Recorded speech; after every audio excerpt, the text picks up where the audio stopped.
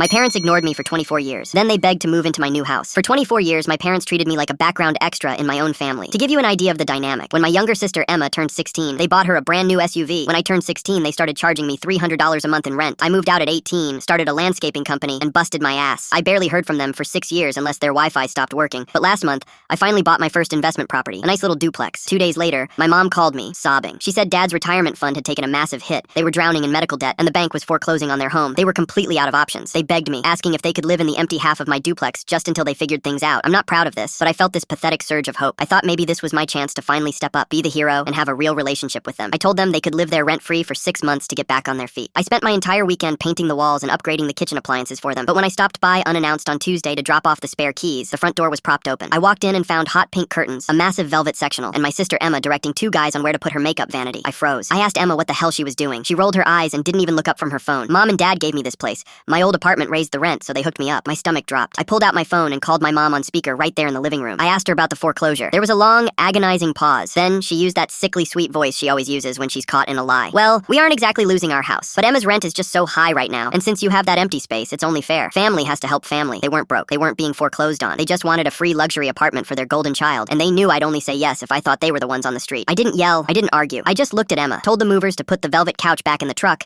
and changed the locks that same afternoon. My mom is still leaving frantic voicemails about how I'm tearing the family apart, but I don't care. They spent my entire life treating me like a stranger, so I finally decided to act like one.